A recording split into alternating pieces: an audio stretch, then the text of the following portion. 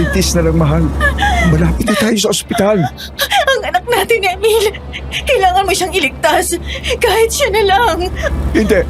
Pareho kayong maliligtas, Teresa. Nararamdaman ko. May mga insektong kumakain ng bituka ko. Malapit na tayo, mahal. Malapit na tayo. Bakit ka huminto? May aswang! Anong aswang? Diyos ko, Emil, anong nangyayari sa atin? Kumapit kang mabuti. Hinanda ni Emil ang sarili at mahigpit na humawak sa manibela. Habang ang aswang na bigla na lang humarang sa daan ay dahan-dahang humakbang palapit. Nahigit ng mag-asawa ang hininga nang sumampa ang aswang sa hood ng kotse at nilapit nito ang muka sa salamin. Agad na padasal si Emil habang si Teresa ay napasigaw sa labis na takot nang basagi ng aswang ang salamin sa gilid ng kanyang asawa.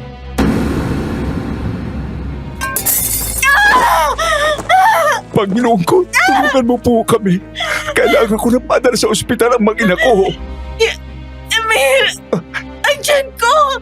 Teresa! Yung anak natin!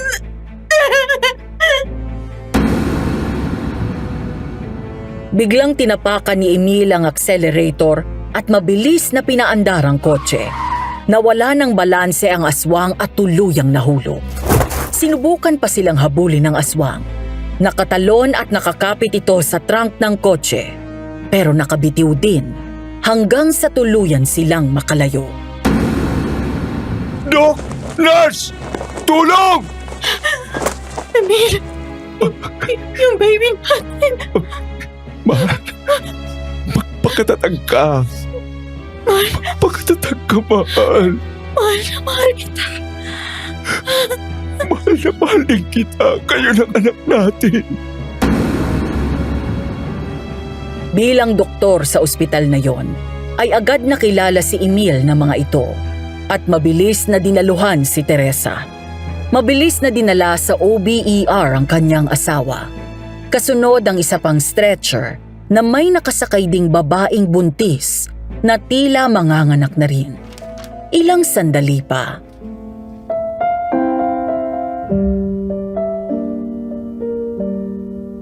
"11:52 p.m., Biyernes. Ang araw at oras na sinulat ko ang liham na ito. Dear Aswang Diaries at Madam Venus, isang magandang umaga sa inyo. Itago niyo na lang ako sa pangalan na Sadie. 42 years old na ako ngayon. At ang ikukwento ko sa inyo ay nangyari 10 taon na ang nakakalipas. Isa akong doktor, a cardiovascular surgeon to be exact.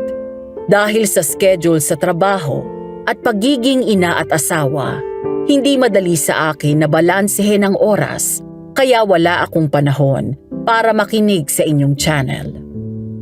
Hanggang sa maabutan ko isang umaga ang mga kasambahay namin na nakikinig sa inyo. Naintriga ako, lalo na nang malaman ko na tungkol sa mga aswang ang tinatampok ninyong mga kwento.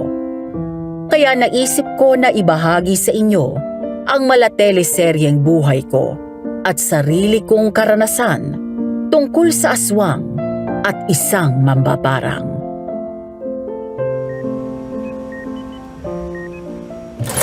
Patient Garcia, age 62, female, diagnosed with descending thoracic aortic aneurysm. Nakita mo itong malaking umbok dito sa chest area na to? Ang laki. Risky ang surgery na kailangan gawin sa pasyente. More so dahil babae. Bihirang ganitong cases sa mga babae. Oo nga eh. Wala pa akong kilalang doktor dito sa ospital. O kahit saan na malapit dito ang gumagawa ng ganitong procedure. Hindi pa ako nakakapag-handle ng ganitong case. Kailangan ko ng mas expert sa akin. Hindi kakayanin ng pasyenteng bumiyahe. And I'm praying na wag mag-rupture ang aneurysm or else mas delikado. Maswerte pa rin yung pasyente at nakita agad. But still, risky na rin ang lagay niya. Matagal ko ng pasyente ito. Ayokong basta na lang sumuko. I understand, babe. Huwag ka mag-alala. Naalala ko bigla. Naipakita ko na ito kay Dr. Martinez. May binanggit siya sa akin tungkol sa dating doktor dito na nag-surgery. Same case din. Successful. Oh, yun naman pala eh. Bakit hindi natin puntahan? Yun na nga ang problema eh. Ilang taon na siyang tumalikod sa pagdodoktor. Ang sabi ni Doc sa akin, mula daw nang mamatay ang asawa at anak niya, bigla na lang nag-awol. Ang huling balita niya, nakatira daw itong doktor na ito sa isang liblib na sitio sa Cagayan Valley. Sure ka ba sa information na yan? Oo, si Dr. Martinez nang nagsabi eh. Ano daw ang pangalan? Emilio Alcantara o mas kilala na Emil. Anong balak mo?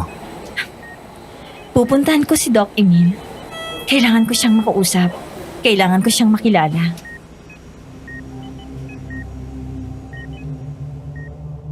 Pagbaba ko ng tricycle ay agad akong lumingon sa paligid.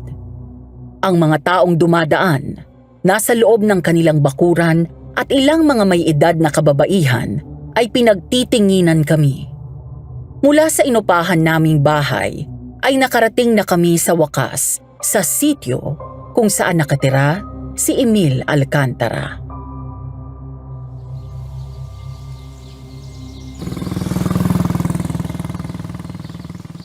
Sigurado ka ba dito sa lugar na to? Oo. Ito yung address na binigay ng private investigator. Ito rin yung address kung saan pumunta yung mga taong pinadala ko para makausap si Doc. Sana hindi niya tayo itaboy gaya ng ginawa niya sa mga naunang pinapunta natin. Sana nga.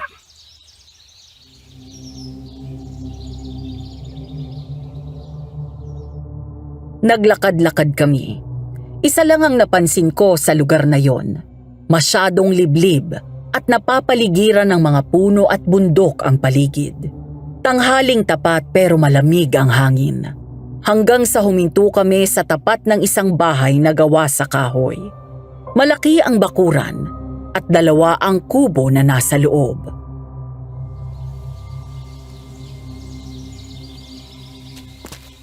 Ito na ba? Yata. Magandang araw po. Pwede po magtanong? Para sa isang magandang tulad mo, oo naman.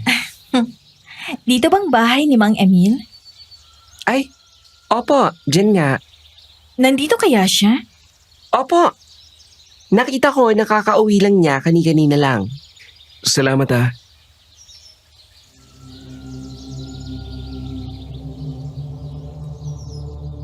Nagkatinginan kami ni Javi at tumango ito sa akin. At ngumiti na para bang pinapalakas nito ang loob ko. Huminga muna ako ng malalim pagkatapos ay saka lumapit sa gate na kahoy.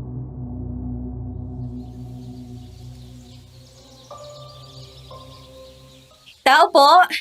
Magandang araw po! Tao po. Mang Emil?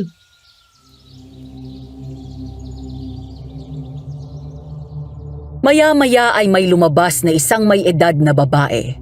Sa may pinto ay tumayo ang isang may edad na lalaki. Si Emilio Alcantara. Nakasimangot at halos hindi maipinta ang muka. Samantala ang babae naman ay humarap sa amin ng maayos at nakangiting lumapit sa gate.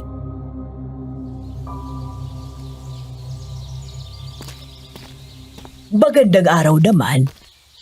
Anong may paglilingkod ko sa inyo? Ako po si Sadie. Dr. Sadie Fernandez. Pwede ho ba namin makausap ang asawa niyo? Isa siguro kayo sa kasama ng mga naunang naghahanap sa asawa ko. Actually ma'am, kami po ang nagpapunta sa kanila. Importante lang po talaga. Bakit ba ang kulit nyo? Sinabi ko na nga sa inyo na matagal na akong hindi nang gagamot. Sir, please. Pakinggan niyo muna kami.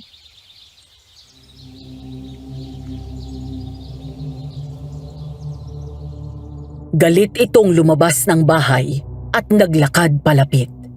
Niyakap ako ni Javi para proteksyonan sakaling may ibato sa amin si Mang Emil.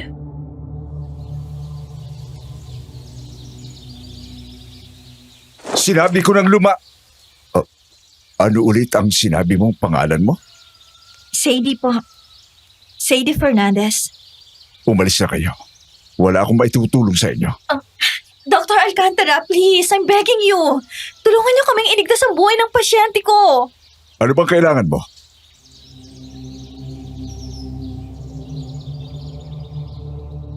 Nagkatinginan kami ni Javi nang makapasok sa tahanan ng mag-asawa. Pasimpleng umikot sa paligid ang mata ko. Simple ang loob, payak ngunit maayos naman. Mula doon sa sala, natanaw namin sa may kusina ang mag-asawa na para bang nagtatalo. Maya-maya ay nilapitan na kami ng babae at binigyan ng tig-isang basong tubig.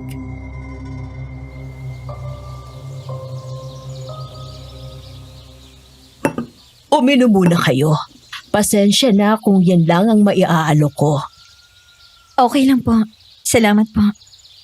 Pasensya na ho sa abala, ma'am. Hindi naman po kami manggugulo. Ang gusto lang namin talaga ay makausap ang asawa niyo. Walang anuman yun, iha. Ako nga pala si Carmen, ang may bahay ni Emil. Sadie ang pangalan mo, tama? Opo. Ito po si Javi. Doktor din po siya, ang mapapangasawa ko. Kinagagala ko po kayong makilala. Mukhang malayo pa ang pinanggalingan nyo. Galing pa ho kami ng Pampanga. Talagang sinadya ho namin dito si Dr. Alcantara dahil sa importante at maselang kondisyon ng pasyente namin. Kung gusto ninyo, nakausapin ko kayo ng maayos at hindi palayasin dito. Wag na ninyo akong tatawaging doktor. Mang Emil na lang. Opo. Sorry po. Ano ba ang kailangan nyo? At paulit-ulit nyo akong inaabala. Emil, ano ka ba? Nagpunta dito ng maayos ang mga bata. Kausapin at pakiarapan mo ng maayos. Pasensya na kayo sa mister ko at pinaglihi kasi ito sa sama ng loob. Okay lang po. Mang Emil, alam ko ho na nakaabala kami. Pero gusto ko lang hong itanong sa inyo itong medical case na ito. Descending thoracic aortic aneurysm. Female patient, 62 years old. Si Dr. Bert Martinez po ang nag-refer sa inyo sa amin. Kayo lang daw po ang marerekomenda niya na magaling at eksperto pagdating sa case na to. Nagsasayang lang kayo ng panahon, miss. Matagal ko nagtinalikuran ang pagiging doktor ko at hindi na ako naniniwala sa anumang gawa ng siyensya o medisina. Minsan akong pinaasa nito at ng mga doktor pero binigo nila ako. Sir, naiintindihan ko po pero Wala na akong maitutulong sa inyo. Umalis na kayo rito. Pero sir, Umalis na sabi kayo at huwag na kayong babalik dito! please Mang Emil, nagmamakaawa po ako sa inyo. Sabi lang umalis na kayo! Sadie, iha. Ang mabuti pa ay umalis na muna kayo.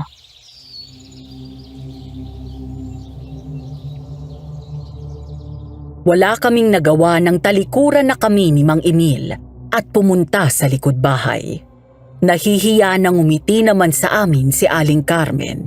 Saka kami hinatid hanggang sa labas.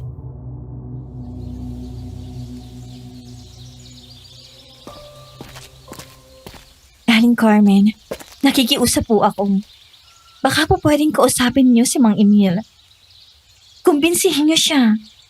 Ang kailangan lang naman namin ay ituro niyang ginawa niyang procedure. Hayaan mo, susubukan ko. Hindi pa naman kayo babalik sa Pampanga, di ba? Bumalik na lang kayo rito sa susunod na araw. maraming salamat po.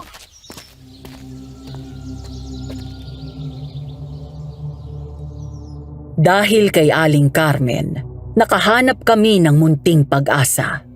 Papunta na kami sa sasakyan nang mapansin ko ang isang babae na nakasunod ng tingin sa amin.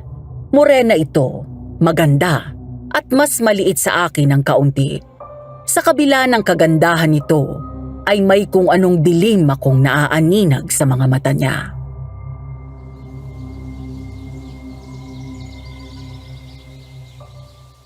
Babe, anong gusto mong kainin? Gusto ko ng pansit nila dito sa Cagayan.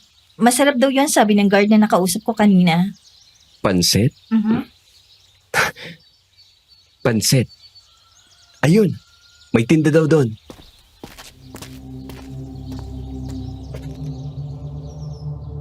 Agad kaming pumunta sa isang kainan. Nagulat pa kami dahil isa sa mga nagtatrabaho doon ay ang bading na napagtanungan namin. Agad siyang ngumiti sa amin nang makilala kami ni Javi.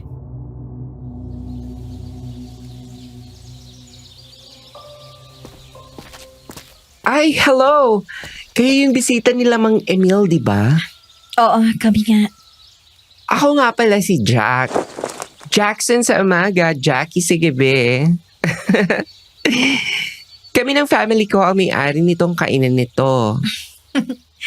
Nice to meet you, Jack. Ako naman si Sadie. At itong fiancé ko, si Javi. Ah, sabi na, magjowa kayo eh. Iba rin ang vibe ninyo. Teka, ano pala gusto ninyong kainin? Ah, yung pansit sana eh. Yung pansit batil patong ba yun? Ay, oo. Sige, ano pa? Sa akin yung Mickey. Okay.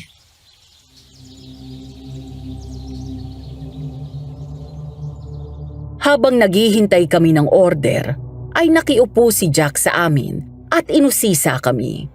Mukha itong tsismosa at sinamantala ko yon para lalong mas makilala si Mang Emil. Gusto kong malaman ang mga gusto at ayaw niya.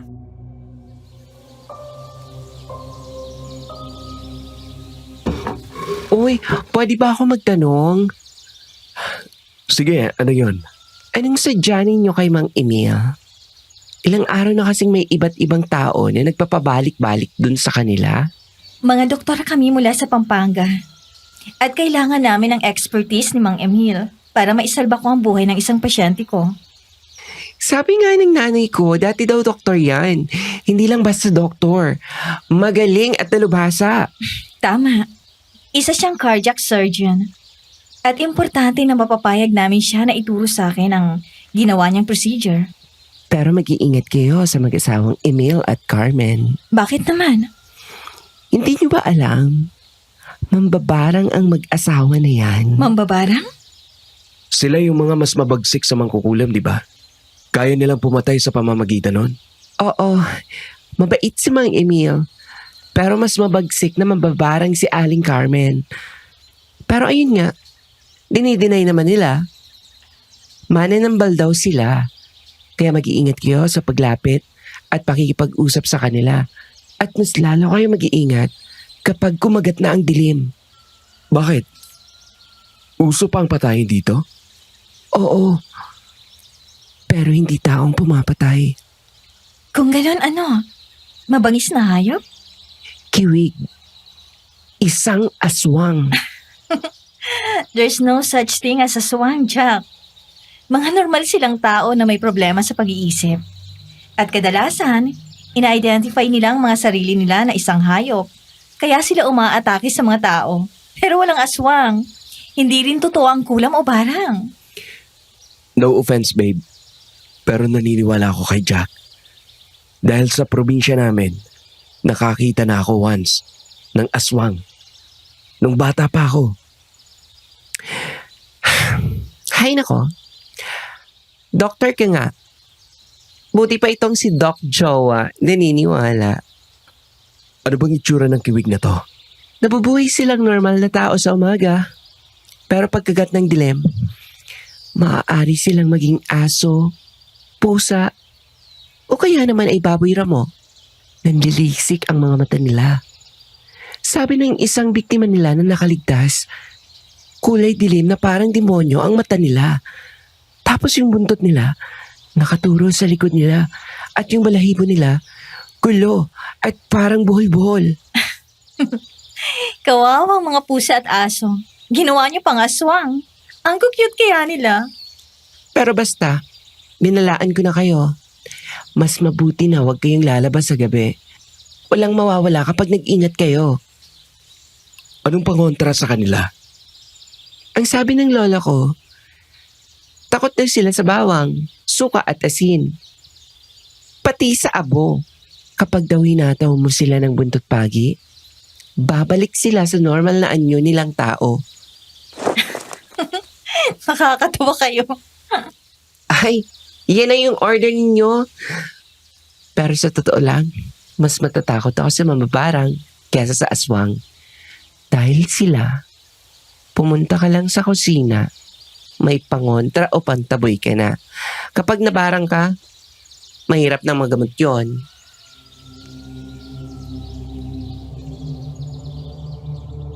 Namilog ang mga mata ko at lalong natakam sa pagkain na hinain ni Jack sa harap namin. Mag-uumpisa pa lang ako kumain nang mapatingin ako sa labas. Natigilan ako nang masipat ko si Mang Emil. Naroon sa kabilang side ng kalye at nakatingin sa amin. Bigla akong tumayo at lumabas ng kainan. Ngunit nang makita niya ako, ay nagmamadali itong umalis.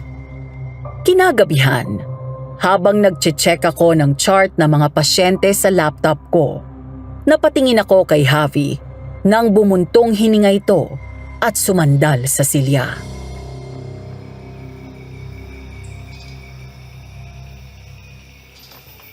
Naniniwala ka ba talaga sa sinasabi ni Jack?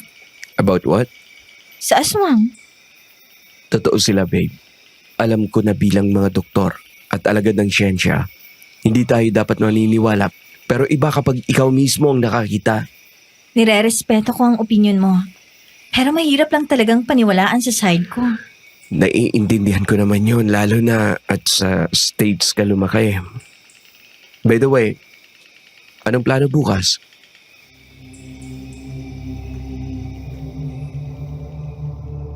Sinarado ni Javi ang laptop nito at sumampa sa kama. Natawa ko nang kunin nito ang laptop ko at mga papeles na nasa hita ko at ibinaba yun sa sahig. Pagkatapos ay dumapa sa ibabaw ko. Natawa ko at hinaplos ito sa muka.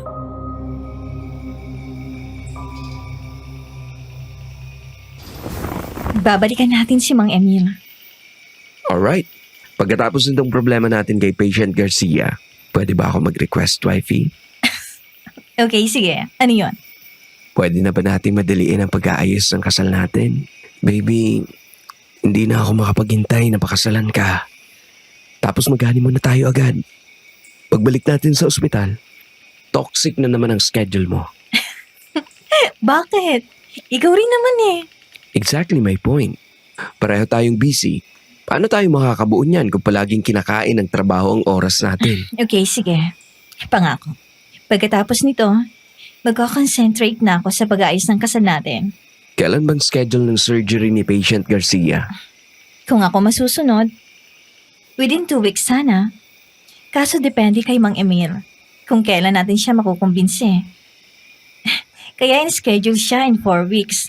Pwedeng maurong ng mas maaga. Bakit? Para makapag-file na tayo agad ng leave. Pero bago yun, tama na ang work. Sa akin ka na muna ngayong gabi. Soon to be Mrs. Richards, okay? Gusto ko sa akin ka lang. Ang attention mo. Baby? Okay. Yun lang pala eh. Ano yun? May tao yata sa labas. Sandali. Tingnan ko.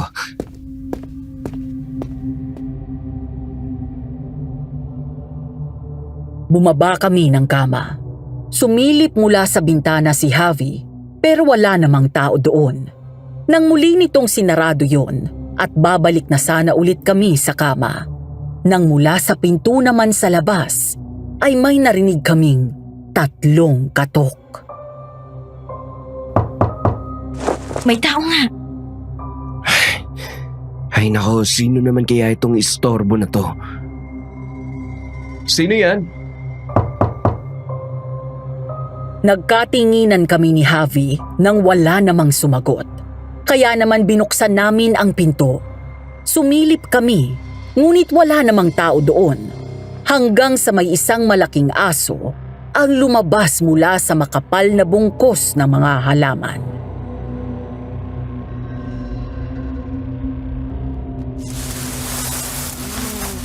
Babe, yung aso tingnan mo. Nakatingin dito sa atin. Ang laki parang wolf na. Pasok. Sadie, pasok. Bakit? Hindi yan basta aso. Aswang yan. Babe!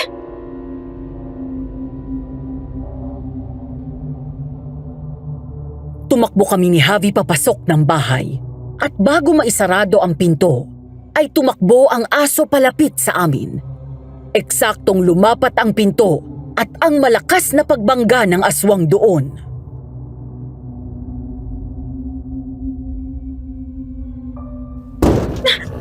Babe! Asin! Di ba sabi ni Jack? Asin daw ang pangtaboy sa kanila? Oo nga.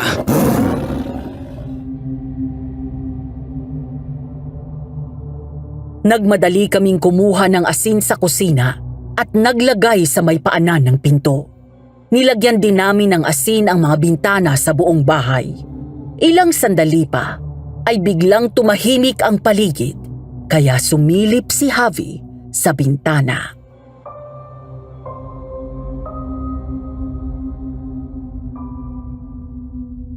Umalis na. Pumasok na ulit sa gubat. Oh my gosh! Okay. Naniniwala na ako sa aswang. Uminom ka muna ng tubig para kumalma ka. Tapos matulog na tayo. Hindi na babalik yun.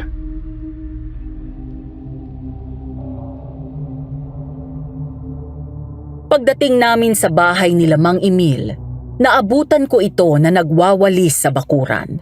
Nakatalikod siya sa amin kaya hindi namin agad nakita. Bago ito tawagin ay huminga ako ng malalim at sinabayan ng dasal na sana'y huwag niya kaming itaboy. Magandang umaga po, Mang Emil. Nang lumingon sa akin ang lalaki, huminto ito at matagal akong tinitigan. Nang mga panahon na yon, hindi ko maintindihan ang sarili ko. Kahit nakasimangot sa akin si Mang Emil, magaan sa pakiramdam makita ko pa lang siya. Parang gusto ko pa siyang makilala. Gusto ko pa hukayin ang lahat sa buhay niya.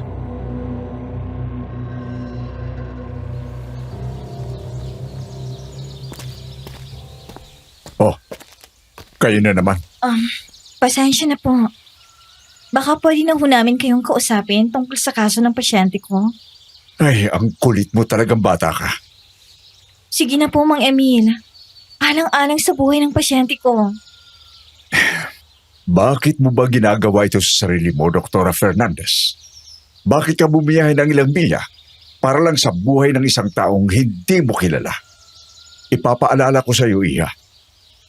Doktor ka, hindi ka Diyos. Trabaho mo ang gumamot. Kung mamamatay sila, ibig sabihin, hanggang dun lang sila. Totoo po yun. Pero bilang isang doktor, hindi po ba dapat natin panghawakan ang pinakamaliit na pag-asa na pwedeng magpagaling sa kanila? Kung wala man siya, at least naipakita ko sa kanya na ginawa ko ang lahat para madugtungan ang buhay niya. Masyado mong pinaiiral ang emosyon mo, Dr. Fernandez. Baka kapag nabigo ka, mag-aya ka sa akin. Masyadong matayog ang tingin ko sa siyensya, pero sa huli binigo ako nito. Umalis na kayo. Wala kayong mapapala sa akin. Kaya ba dahil lang sa isang pagkakamali, tumalikod ka na? Kung pagkakamali nga na maituturing yon, tinalikuran mo ng propesyon mo at hinayaan ng mga tao na umaasa sa'yo. Wala kang alam sa nangyari nun. Buhay ng asawa at anak ko ang naging kapalit. At ayokong buhay ng pasyente ko ang maging kapalit kapag wala akong ginawa at hindi kita makumbinse. Hindi ko sinasabing bumalik ka sa pagdodoktor. Kung ayaw mo, edi wag. Ang gusto ko lang naman ay tingnan mo ang medical records niya. Ituro mo sa akin ang dapat kong gawin. Umalis ka na. Gusto kong maging kagaya mo, Dr. Alcantara.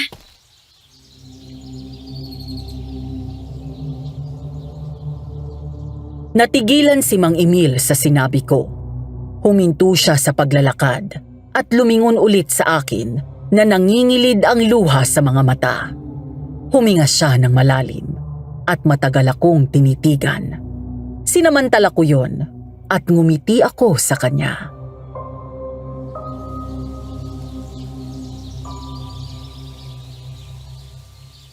Bago ako pumunta dito, pinag-aralan ko ang mga achievements mo, ang mga cases na hinawakan mo. Pinahanga mo ako. Gusto kong maging magaling na doktor gaya mo. At naniniwala ako na kahit matagal ng panahon ang lumipas, alam ko ang galing mo sa panggagamot. Dala mo pa rin. Because I believe that a doctor's passion to save a life never fade. Dahil nasa puso mo ang pagtulong. Matagal ko nang kinalimutan yon. Umalis na kayo. Nag-organize po kami ng medical mission sa sityo ninyo. Bago pa kami pumunta rito. Bukas na po ang umpisa nun. At 3 araw po ang itatagal.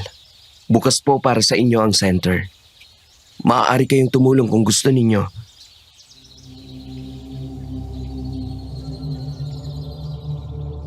Bago pa makasagot si Mang Emil, ay biglang nag-ring ang phone ko. Agad kong sinagot nang makitang ang kasama ko na doktor na tumitingin sa pasyente ko ang tumatawag. Bahagya akong lumayo at sinagot yun. Iniwan ni Mang Emil si Javi at maya-maya, isang babae ang lumapit sa kanya. Mula sa kinatatayuan ko ay lihim kong pinagmasdan ang babae.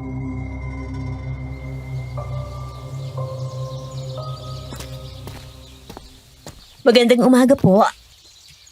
Magandang umaga naman. May paglilingkod po ba ako? Wala naman. Nakikita ko kasi kayo nitong mga nakarang araw dito sa baryo namin. Bagong lipat kayo? Ay hindi.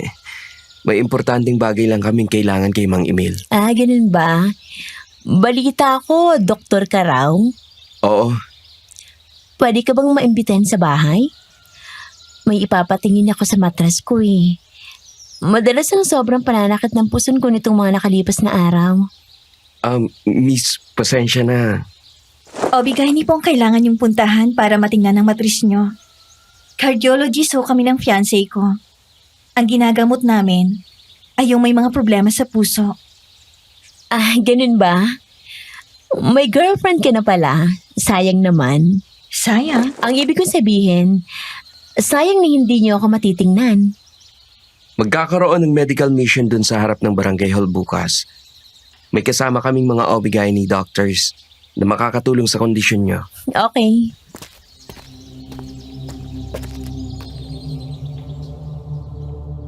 Nang umalis ang babae, ay mataray ang tingin na sinundan ko ito.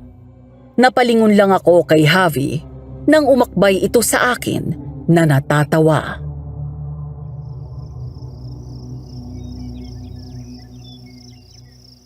Oh, ayan na naman yung mga mataray na tingin mo.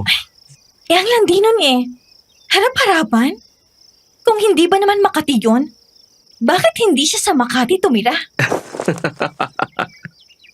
Tama na nga yan. Halika na. Bumalik na tayo sa... Ay! Ano ba yan? Biglang buhos naman ang Ay, ulan. naku, ang lakas ng ulan. Hali kayo dito sa loob, Dok. Mababasa kayo at baka magkasakit pa kayo. Naku, nabasa na rin pala kayo ng ulan. May pamalit ba kayo? Okay lang po. Huhubarin ko na lang itong polo ko. Babe, alisin mo na yung hoodie mo. Pasensya na po sa abala. Naku, wala yun. Total, malapit na rin naman gumabi. Bakit hindi na lang kayo dito magpalipas? Delikado na rito sa baryo sa tuwing sumasapit ang dilim. Nabanggit na nga ho ni Jack. Yung kapitbahay ninyo na bading? At sinugod na nga po kami ng aswang doon. Sa tinutuluyan namin nung isang gabi. Ano? Sinaktan ba kayo ng aswang? Hindi naman po. Naturuan kami ni Jack ng gagawin.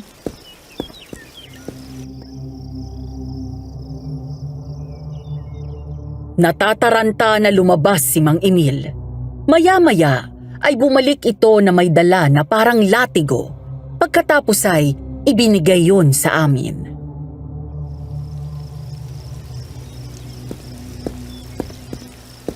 Eto, dalhin niyo kahit saan kayo magpunta habang narito kayo. Buntot pagi ang tawag yan. May liligtas kayo niyan sa aswang. Kapag ginataw niyo ang aswang niyan at tumama ang dulo ng pagi sa kanya, babalik siya sa dating anyo. Salamat po. Galunggong at nilagang talbos ng kamote ang ulam namin. Kumakain ka ba nun? Opo. Hindi naman po ako maselan. Carmen, pairamin mo nga ng bisa ng mga bata. Sige. Maupo muna kayo riyan.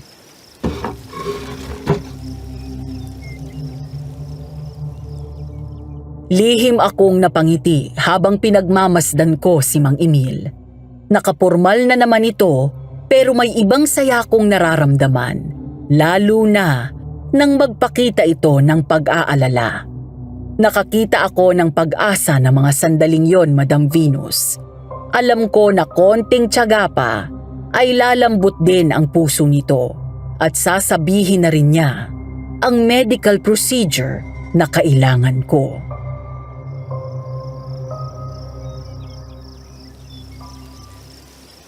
Uy, bakit ka nakangiti dyan? Wala naman. Natutuwa lang ako kay Mang Emil. Bakit naman? Ewan. Basta, magaan ang loob ko sa kanya. Kahit sinusungitan ka? Oo. Alam kong mabait siya. Aalamin ko kung ano ang eksaktong nangyari sa mag-ina niya. At kung bakit gano'n na lang niya sinumpa ang pagiging doktor.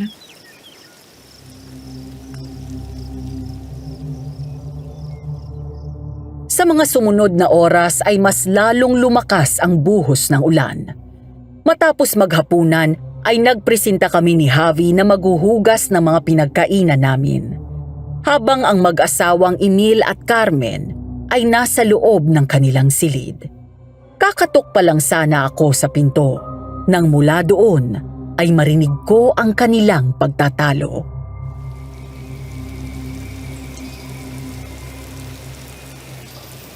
Bakit ba palagi ka nalang wala sa sarili mo nitong mga huling araw? Anong wala sa sarili? Hindi ko alam ang sinasabi mo. Huwag ka nang magmaang-maangan pa, Emil. Basang-basa kong mga kilos mo. Ilang beses kitang nahuhuli na nakatingin sa babaeng yon. Tumahimik ka nga, Carmen. Baka marinig ka ng mga bata. Ano? Sabihin mo sa akin ang totoo. Alam ko na nahahalata mo rin. Magkamukhang magkamukha sila. Naaalala mo ba sa kanya si Teresa? Tumahimik ka, sabi. At hindi ba't kabilin-bilinan ko sa'yo na wag mong babanggitin ang pangalan ng asawa ko? Asawa? Asawa pa rin ang tingin mo sa kanya, Emil? Ay ako? Ano ako sa buhay mo? Ako ang buhay at kasama mo ngayon. Sa mata ng Diyos at batas, si Teresa pa rin ang legal na asawa ko. At bakit mo ako sinusumbatan? Hindi ba't ikaw naman ang may gusto nito? Ikaw ang nagsabi sa akin na kahit hindi kasal ay ayos lang sa'yo. Basta magsama tayo. Ilang taon na tayong nagsasama pero kahit isang anak ay wala tayo. Mula nung pumayag ka sa pagsasama na ito at huling beses akong makunan, hindi mo na ako halos hawakan o halikan man lang. Na hindi mo ako ginagalaw. Para akong tau-tauhan sa bahay na to. Tumigil ka na. Ang tanda-tanda mo na. Yan pa rin ang iniisip mo. Wala akong panahon sa mga drama mo.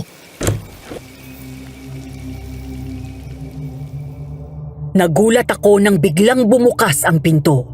Pareho kaming natigilan ni Mang Emil nang makita ang isa't isa. Si Aling Carmen naman ay biglang tumalikod para punasan ang luha. Hindi ko alam pero nakaramdam ako ng awa kay Mang Emil sa halip na sa asawa nito.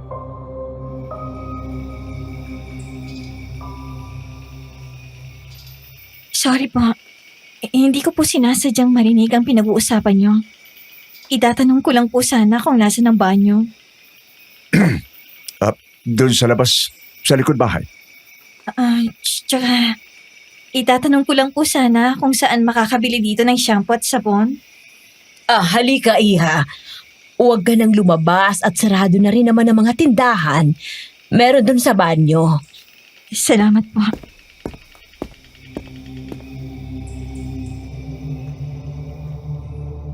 Nang makaalis si Aling Carmen, ay bumalik ang tingin ko kay Mang Emil na nahuli ko na naman na nakatingin sa akin. Bigla itong bumawi ng tingin at naglakad pabalik sa kwarto.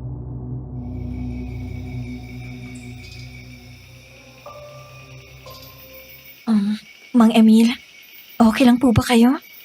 Matulog na kagad kayo pagkatapos. Opo. Sadie, halika na dito. Opo.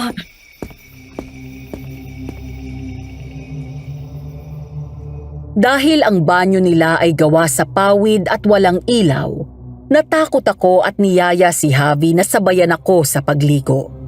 Habang naliligo, ay hindi mawala sa isip ko ang narinig ko mula sa mag-asawa.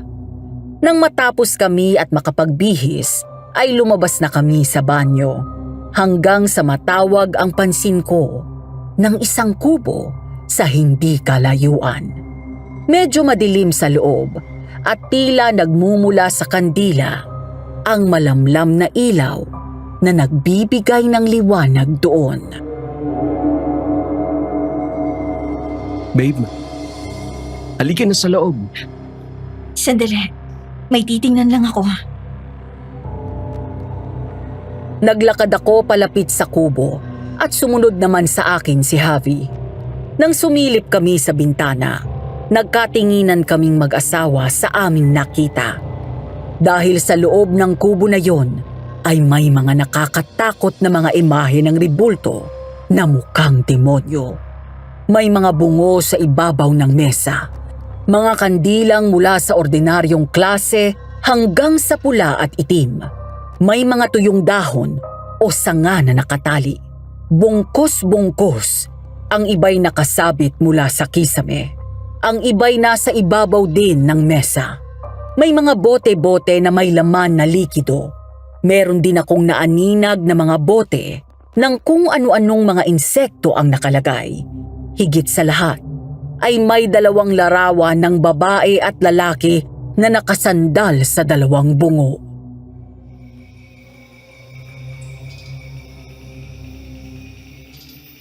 Babe, look! Ano to? Totoo yatang sinabi ni... Anong ginagawa niyo dito?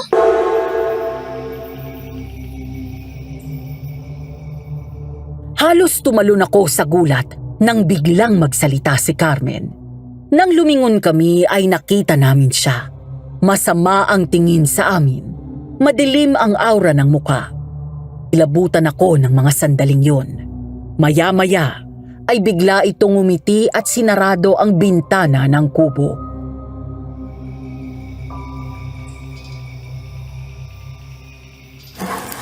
Ay, Aling Carmen, pasensya na po kung sumilip kami. Nakita kasi namin may nakasinding kandila sa loob pero walang tao. Nag-aalala lang kami na baka maging cause ng sunog. Ganun ba? Naiwan ko nga pala yan na nakasindi dahil sa pagmamadali ko at baka masunog ang niluluto ko kanina. Sige na, pumasok na kayo sa loob. Ako nang bahalang magpatay sa mga kandila. Halika na, babe. Aling Carmen, ano po yung mga gamit sa loob? Iyan ba? Isa akong albularyo kung hindi nyo na itatanong. Mahirap lang ang mga residente ng baryong ito. Ang mga may sakit na hindi kayang magpagamot sa mga kagaya ninyong mga doktor ay sa amin lumalapit. Si Mang Emil po. Pareho kami ng ginagawa. Sadie, pumasok na kayo dito at matulog na kayo. Opo.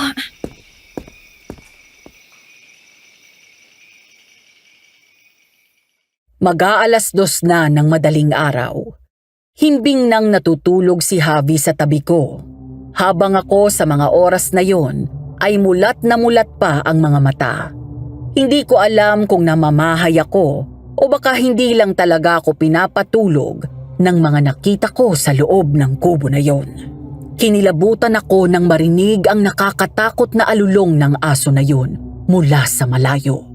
Kasunod nito ay napalingon ako sa pader na kahoy sa kaliwa ko nang marinig na may kaluskos doon.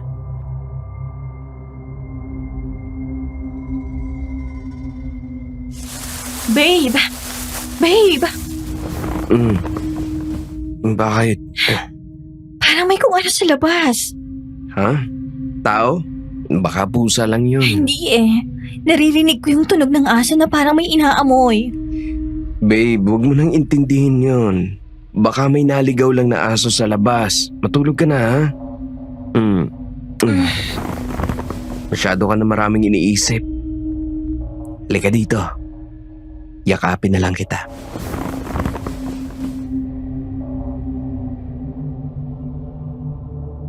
Huminga ako ng malalim. Siguro nga ay masyado lang akong stress mula nang dumating kami doon, kaya hindi ako makatulog. Niyakap ako ni Javi at pinikit ko naman ang aking mga mata. Ilang sandali pa ay hindi ko na malayan na nakatulog na pala ako. Hindi ko alam kung gaano katagal na akong nakakatulog, pero bigla na lang akong nagising sa sigaw ni Javi. Ah! Aswang! Gising, Sadie!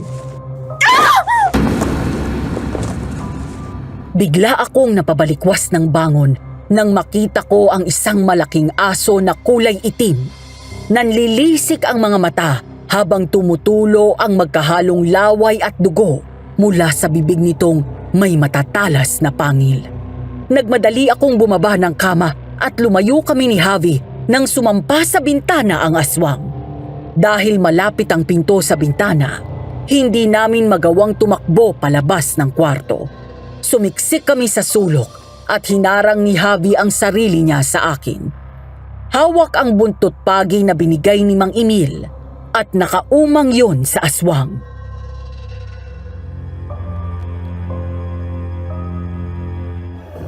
Sige! Subukan mong lumapit! Babe! Mag-iingat ka!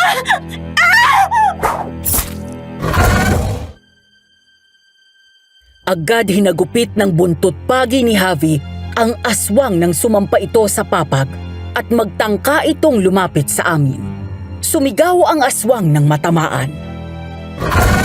Ang lakas ng loob mong pasukin ang pamamahay kung demonyo ka! Aswang! May aswang! Bumalik ka dito! Animal ka!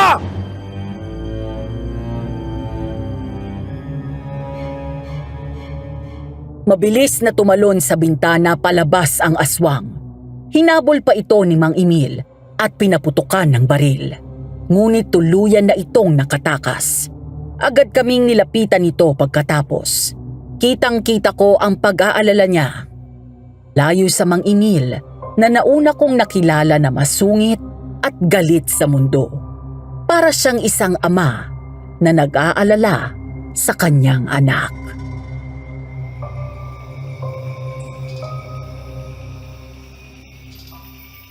Okay lang ba kayo? Sadie, nasaktan ka ba? Hindi naman po. Ayos lang kami. Carmen, kumuha ka ng bawang at isabit mo dito sa bintana. Bakit pa nawala ang bawang na palaging nakasabit dito? Oo, sige. Kukuha ako.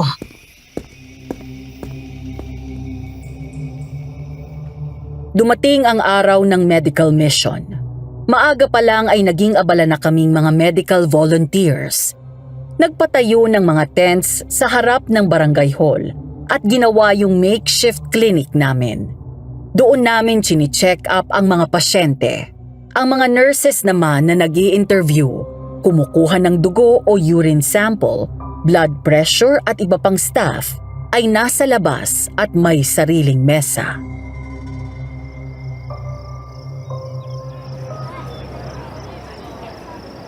Nay, eto ang reseta ninyo. Siguraduhin niyo pong inumin niyo ang gamot niyo. Etong isa, 3 times a day. Etong isa naman po, sa gabi pagkatapos kumain. Wag na wag po kayong kakain ng karne, lalo yung taba. Umiwas na rin po kayo sa mga gawain na madali kayong mapagod. Punta kayo doon sa loob ng barangay hall at ipakita itong reseta para mabigyan kayo ng gamot. Babe, okay ka lang? Oo, ikaw. Ayos lang din. Halika, break time muna tayo. Nandyan sila Jack. Namimigay ng pagkain para sa mga volunteers. Okay, sige. Susunod na ako.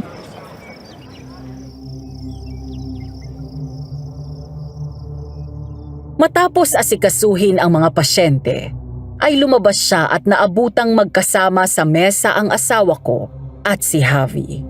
Uupo na lang ako nang makita ko si Mang Emil. Nakatayo sa hindi kalayuan at nagmamasid.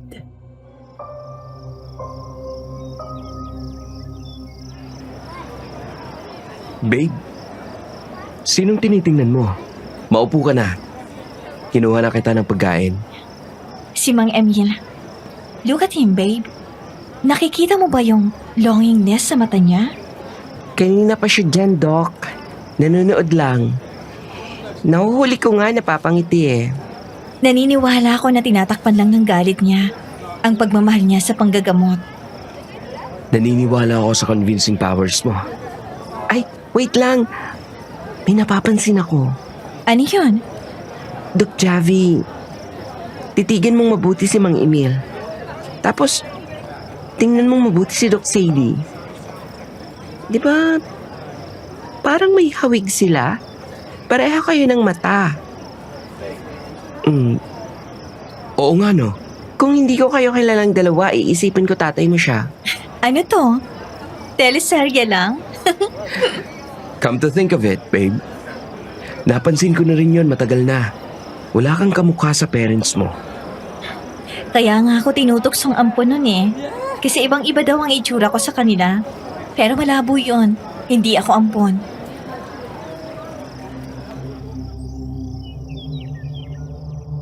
Sa ikalawang araw ng medical mission namin, habang busy pa sa pag-aayos ng gamit si Javi sa tent, naisip ko na puntahan si Mang Emil dahil malapit lang naman ang bahay nila sa barangay hall. Habang naglalakad, ay nakatingin ako sa scalpel na hawak ko. Sa akin yun, ako mismo ang bumili nito noong nasa med school pa ako at gusto kong ibigay yun sa kanya. Malapit na ako sa bahay nila nang makita ko na may magarang sasakyan ang nakaparada sa labas. Maya-maya, kasunod si Mang Emil, ay lumabas naman ang isang may edad na babae na sa unang tingin ay halatang mayaman. Sino yan? Natigilan si Mang Emil nang makita ako. Nang umalis na ang kotse, ay saka ako lumapit sa kanya. Gaya ng dati, ay pinormalan niya ako at umiwas ng tingin. Magandang gabi po. May naiwan po kami ni Javi na gamit dito. Kukunin ko po sana. Sige, pumasok ka. Pagpasok ko sa kwarto, ay agad kong kinuha ang mga gamit namin ni Javi. Nang makalabas ako sa kwarto para magpaalam, wala akong nadatnan na tao doon. Mang Emil? Aling Carmen? Kumatok ako sa kwarto nila pero walang sumasagot. Nang lumabas ako sa likod bahay, lumingon ako sa isa pang kubo at napakunot noo ako nang may marinig akong boses na nagmumula doon.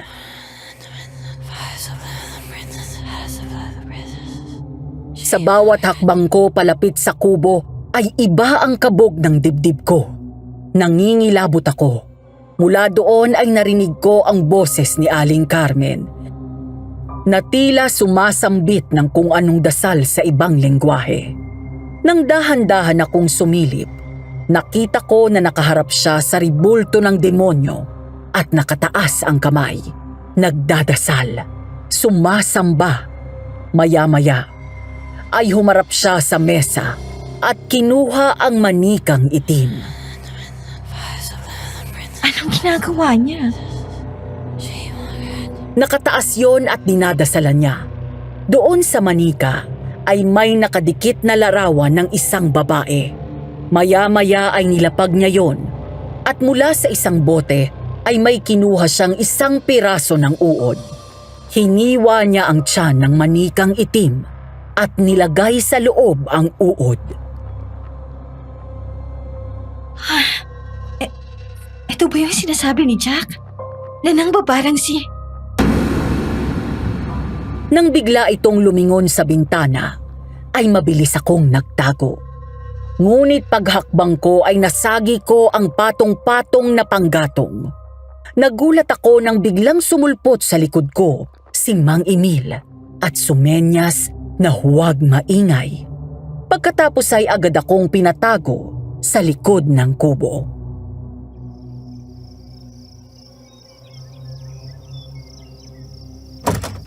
Sino yan? May tao ba dyan? Oh, Emil, ikaw pala. Ikaw ba yun parang naaaninag ko na nakasilip sa bintana? Ako nga. Nasagi ko itong mga kahoy na panggatong eh. Anong sadya mo? Alam mo naman na ayoko naiistorbo ako kapag may ginagawa ako. Sasabihin ko lang sana na dumaan kanina lang si Madam Yoli. Nagbayad na siya ng 10,000. Mabuti kung ganon. Hanggang kailan mo pa gagawin yan? Matagal na kitang sinabihan na huminto ka na sa ganyang gawain. At bakit? Malaki ang kita ng pera dito. Hindi ko maintindihan kung paano ka nakakatulog sa gabi. Marami ka nang napatay dahil sa pambabarang mo. Pati ako nadadamay sa katarantaluhan mo. Ang akala tuloy ng mga tao dito ay mambabarang din ako. Bakit ba pinag-iinitan mo itong ginagawa ko? Bakit hindi yung bukid ang asikasuhin mo? Dahil hindi ko maatim at sukang-suka ako na ang pumatay sa asawa at anak ko. Ayun mismo ang ginagawa mo. Ang tagal na nating nagsasama, Emil. Hanggang ngayon ba hindi mo pa rin tanggap kung ano ako? Kahit kailan, hindi ko matatanggap ang ginagawa mo. Nagsinungaling ka sa akin. Sinabi mo noon na isa kang mananambal. Ikaw at ang pamilya mo. Yun pala ay mga lahi kayo ng mambabarang. Alam ko naman eh. Napilitan ka lang sa pagsasama na ito dahil may nangyari sa atin at nabuntis mo ako. At kahit ilang beses kang nakunan, ay hindi pa rin kita iniwan. Ano pa ba ang gusto mo? Kalimutan mo na si Teresa ang anak mo. Patay na sila. Ako na ang asawa mo ngayon. Ako ang buhay pero pakiramdam ko ay nakikipagkumpetensya pa rin ako sa patay. Tumahimik ka na! Umalis ka na kung wala ka rin sasabihin. Inaabala mo ako.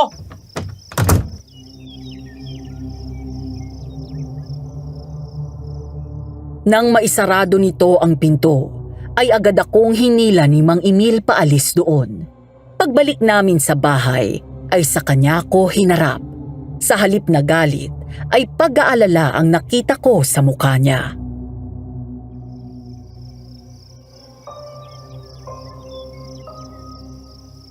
Totoo ang sinasabi ng mga tao dito tungkol sa kanya.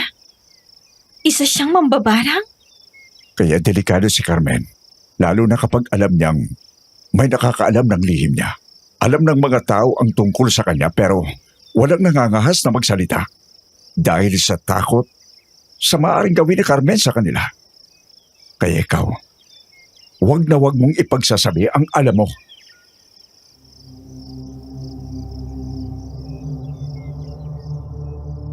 Doon ako nagkaroon ng pagkakataon na iabot sa kanya ang ibibigay ko. Napatingin siya sa akin na may gulat sa mga mata nang kunin ko ang kamay niya at ilagay doon ang scalpel.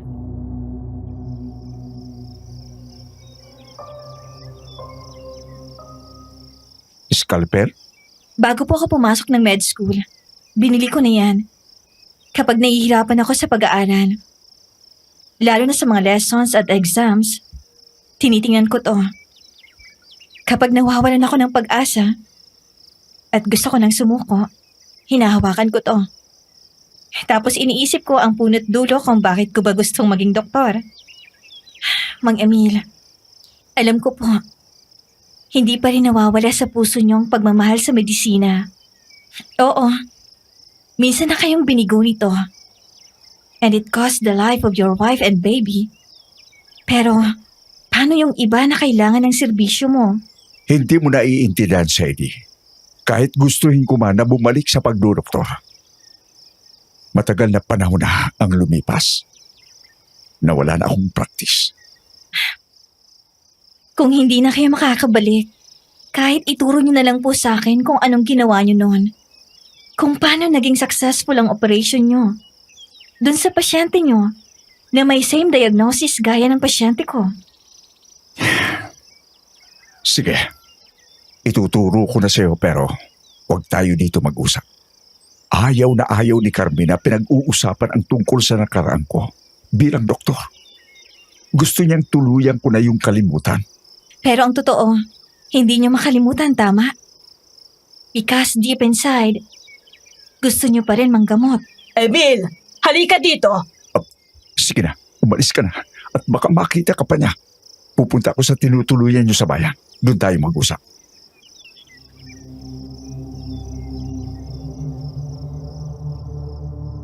Gusto kong tumalon sa tuwa ng mga sandaling yon, Madam Venus. Hindi ko akalain na ang kilalang masungit at matigas ang puso na si Mang Emil ay nagawa kong palabasin ang totoong nararamdaman. Sa sobrang saya ko, ay napayakap ako sa kanya. Thank you so much, Dr. Alcantara. Mula nung una, hindi na ako nawala ng pag-asa sa iyo. Malaki pa rin ang tiwala ko na kaya mo pa rin bumalik bilang doktor. Nang mga sandaling yon, habang naroon ako sa bahay ni Mang Emil, hindi ko alam na nagpunta pala sa tent si Blanca. Ayon sa asawa ko, halos wala na daw tao doon sa harap ng barangay hall. Nakauwi na ang ibang volunteers at tanging si Javi na lang ang naiwan at tinatapos ang mga chart ng pasyente. Doon dumating si Blanca.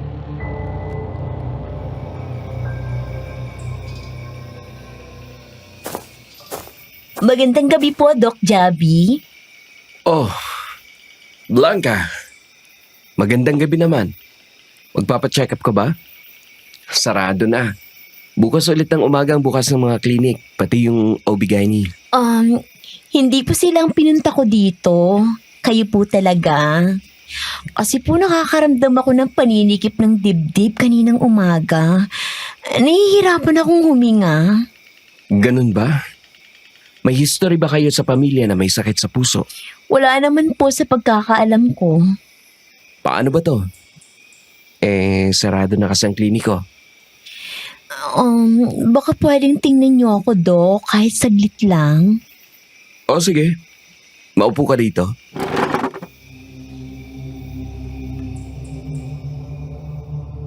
Naupo sa bakanting silya si Blanca at muling binuksan ni Javi ang isa pang ilaw. Bahagya daw siyang natigilan nang mapatingin sa simento at may mapansin na kakaiba. Pero hindi agad siya kumibo. Habang kinukuha ang stethoscope sa loob ng backpack, ay hinayaan lang na bukas yun. Pagkatapos nun, ay pumwesto si Javi sa likod at humawak sa balikat ni Blanca. Hinga ng malalim, ma'am. Sumunod si Blanca. Huminga siya ng malalim. Ngunit napansin ni Javi na tila sadyang pinadampi nito ang palad sa kamay niya. Nang kunwaring hawiin nito ang buhok. Hinga po ulit ng malalim. Tuloy-tuloy lang.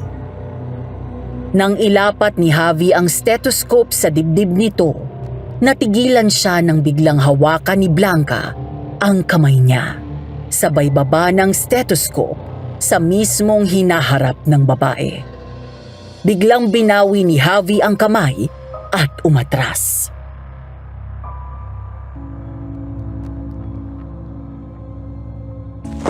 What the hell are you doing? Sorry, Doc. Nagsinungaling ako. Wala naman talaga akong sakit na nararamdaman. Ikaw talagang sadya ko dito. Miss Pakiusap, lumabas ka na. May girlfriend na ako at ikakasal na kami. Alam ko at wala akong pakialam. Doc, di ba maganda naman ako? Alam mo bang karamihan ng mga binatang nakatira dito ay pinapangarap ako. Nagkakasya sila sa konting ambo ng atensyon ko. Samantalang ikaw, ako na mismong lumalapit sa'yo. Wala akong pakialam sa'yo. Hindi kita gusto. Dahil si Sadie lang ang mahal ko. Umatras si Javi nang humakbang palapit si Blanca habang isa-isang hinuhubad ang damit nito. Hindi bumababa ang tingin ni Javi. Sa halip, nakapako lang ang tingin niya sa mukha ng babae. Isang gabi lang, Dok. Hahayaan ko na matikman mo ako. Hindi malalaman ng girlfriend mo. Talaga? Pagkatapos ano? Gagawin mo akong aswang? Ano? Mula sa bag ay kinuha ni Javi ang buntot pagi at inumang yun kay Blanca. Pagkatapos ay kinuha niya ang isang balot ng asin na may halong bawang at abo at binuksan yun. Biglang umatras si Blanca na bakas ang takot at gulat sa muka. Anong palagay mo sa akin? Madaling mauto? Una, mahal ko at may respeto ako kay Sadie. Pangalawa, hindi ako tanga. Laking probinsya din ako at may alam ako.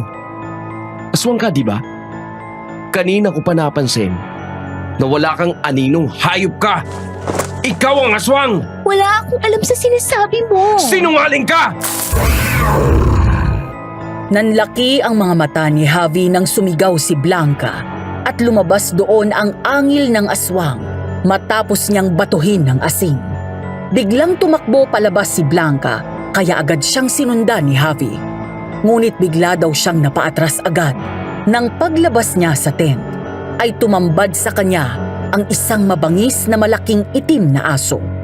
Ang aswang na 2 beses nang sumugod at nagtangka na patayin kami.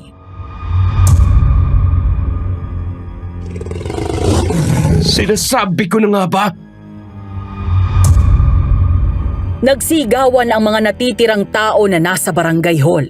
Mabilis sinarado ang pinto habang si Javi ay tumakbo pa atras, sabay bigla itong tumalon papunta sa kanya hanggang sa natumba siya sa lupa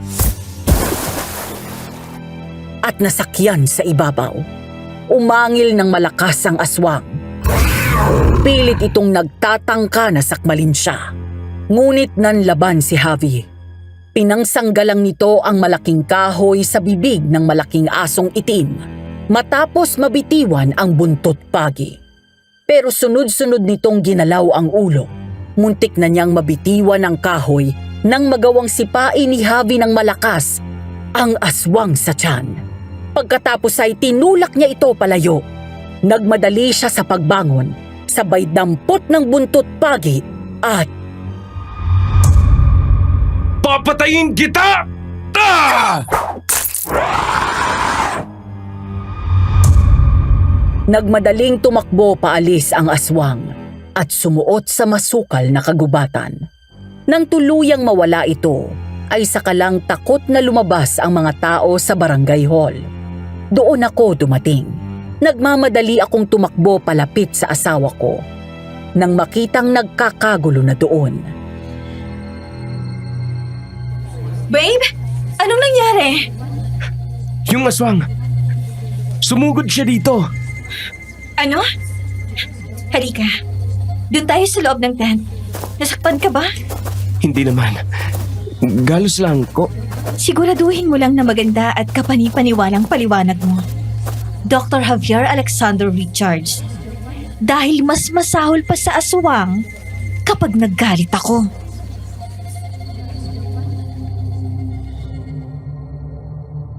Hindi nito na ituloy ang sasabihin. Nang pagpasok sa tent, ay agad kong napansin ang mga damit sa lupa. Nagtataka na dinampot ko ang mga ito nang makita ko na damit yon ng babae. Nakalimutan ko ang tungkol sa aswang at naningkit sa galit ang mga mata ko na nilingon si Javi habang hawak ko ang bra at panty ng babae. Babe, I can't explain. Sa ikatlo at huling araw ng medical mission sa baryo na yon, nang sumapit ang tanghalian, ay inanyayahan kami ni Mang Emil sa bahay nito para doon mananghalian. Magiliw naman kaming tinanggap ni Aling Carmen gaya ng nakagawian. Habang kumakain ay masaya kaming nagkukwentuhan.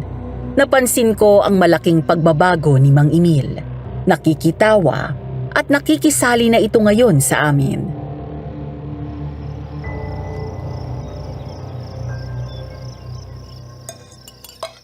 Ano? Masarap ba yung inihaw na isda? Opo. Pati nga po yung gulay masarap. Si Javi nga po, hindi sanay sa ganitong pagkain, napakain niyo. Matagal ko nang napapansin na mistiso ka. May lahi ka ba? British po ang daddy ko. Half Australian naman si Mami. Nako, kaya naman pala. Aba, Sadie, magandang magiging lahi nyo. Teka, kailan bang balik nyo sa Pampanga? Itong darating na Sabado na po. Pasensya ka na dito sa asawa ko at talagang matagal niya nang kinalimutan ng medisina. Mas naniniwala na siya ngayon sa tradisyonal na panggagamot. Napakagaling nga na albularyo nito. Matagal na po ba kayong may alam sa ganyan? Galing ako sa pamilya ng mga mananambal sa Secure. Sadyang mataas lang talagang pangarap ko noon. At ginusto ko talaga na maging doktor. At gumamot ng mga tao. Tinalikuran ko pagiging mananambal. Mabuti na lang nga at natauhan. Pagkatapos ay pinagkasundo na kami ng mga magulang namin. Pero hindi pa naman po huli ang lahat. Dr. Alcantara, kahit kailan hindi nagsasarado sa inyong pinto ng medisina. Sadie, ang mabuti pa, wag na nating ipilit. Ayaw talaga ng asawa ko. Hindi na siya babalik sa pagiging doktor. Dito lang siya at may iwan sa baryo namin.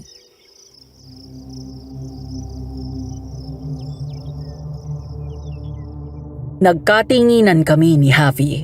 Halatang halata ang pagkontrol ni Aling Carmen kay Mang Emil. Nawala doon ang atensyon ko nang biglang mag-ring ang phone ko.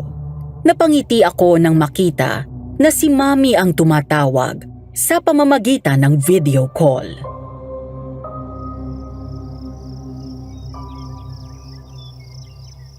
Excuse me lang po Mami? Hi anak, kumusta ka na riyan? Kailan ba ang uwi niyo ni Javi? This weekend na po, Ma.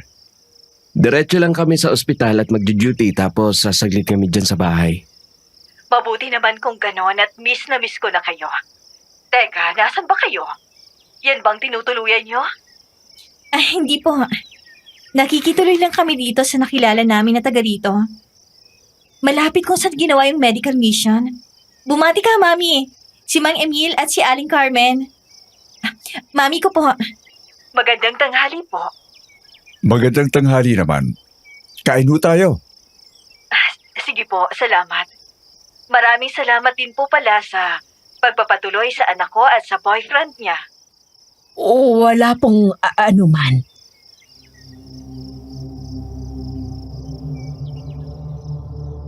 Nang tinapat ko ang screen ng phone sa mag-asawa, nahihiyang ngumiti si Mang Emil habang si Aling Carmen ay tila nagulat at tulala.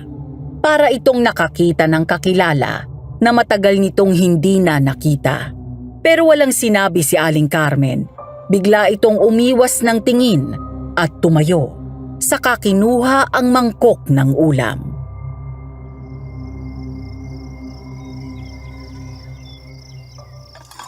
Magsasalin pa ako ng ulam.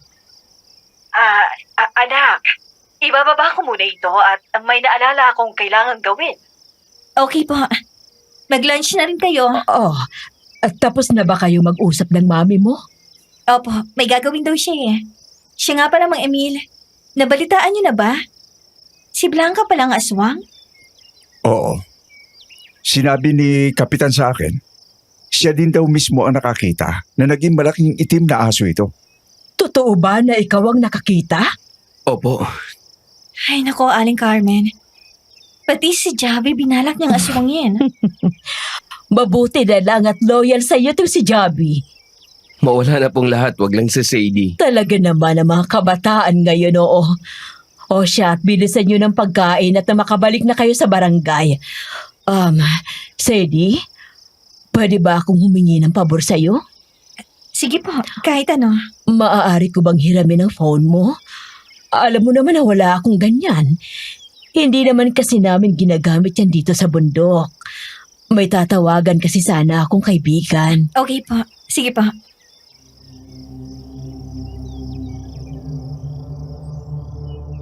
Nang makabalik kami sa barangay hall, laman pa rin ang usapan ng mga residente si Blanca. Dahil sa nangyari kahapon, nag-request ako na ilipat ang table ni Javi sa tent ko. Mahirap na dahil baka may mang-akit na naman sa asawa ko.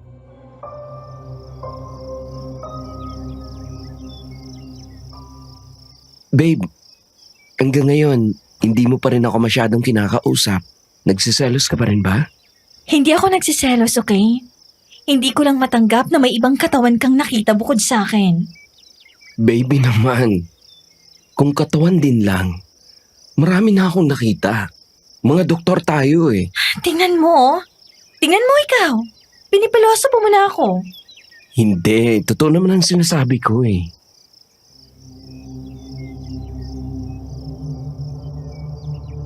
Maya-maya ay biglang nagkagulo sa labas nang may sumugod doon na 2 lalaki na may karga na isang babae.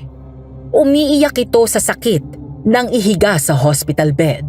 Maya-maya ay tumatakbong lumapit si Jack.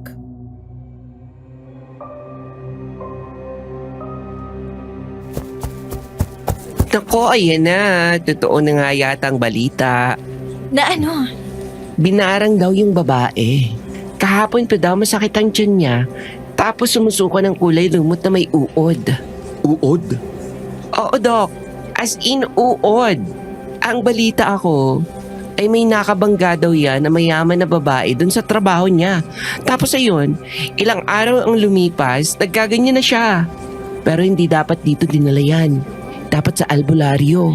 Jack, sigurado ako na may nakain lang siya na hindi maganda. Paano mo may papaliwanag yung uod sa loob ng tiyan niya?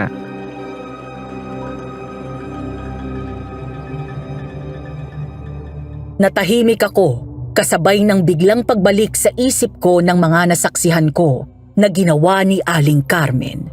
Uod din ang nakita ko na nilagay nito sa loob ng itim na manik.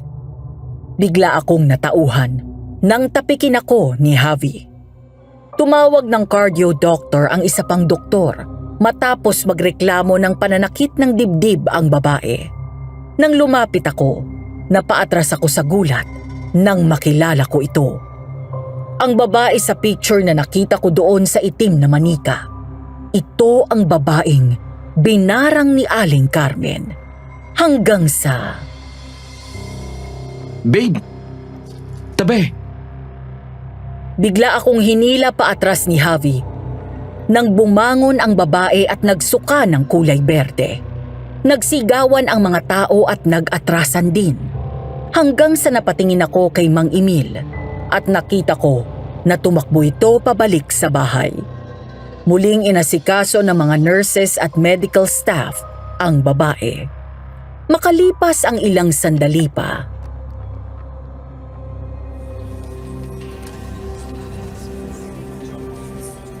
Tabi, tumabi kayo. Hindi sakop ng medisina ang ganitong kaso. Hindi nyo magagamot to. Mamamatay lang itong pasyente. Mang Emil, anong gagawin nyo? hindi ako sinagot nito. Sa halip ay nilagay nito ang isang itim na bato sa baso at hinipa ng bamboo straw ang baso, saka inikot yon sa katawan ng babae. Matagal yon hanggang sa bumula ang tubig. Nagkatinginan kami ni Javi nang maya-maya ay makita na dumudumi ang tubig. Pagkatapos ay papalitan yon ng bago. Hindi huminto si Mang Emil hanggang sa nanatiling malinis ang tubig. Pagkatapos ay may kinuha itong bote na may kung ano-anong sanga ng kahoy. Hinipan at tila dinasalan, saka pinahid yon sa tiyan ng babae. Makailang sandali pa ay unti-unting bumuti ang kalagayan nito. Isuot niyo to sa kanya at huwag ninyong hubarin. Umuwi na kayo at mas makabubuti na makapagpahinga na siya ng maayos. Naku, Mang Emil, ang galing niya naman. Maraming salamat po. Sige na, mauna na ako.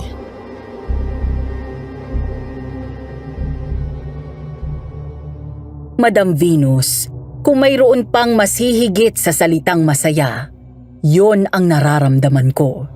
Matapos sa wakas ay ituro sa akin ni Mang Emil ang medical procedure na gagawin sa pasyente ko. Umaga pa lang ay naroon na siya sa tinutuluyan namin. Pinag-aralan niya ng mabuti ang kaso ng pasyente.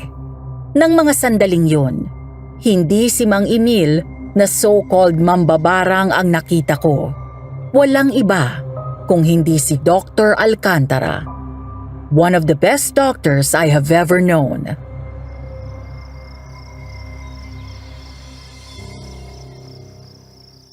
Thank you, Dr. Alcantara. This is such a big help. Pero huwag kayong umasa ng 100% na magiging successful yan.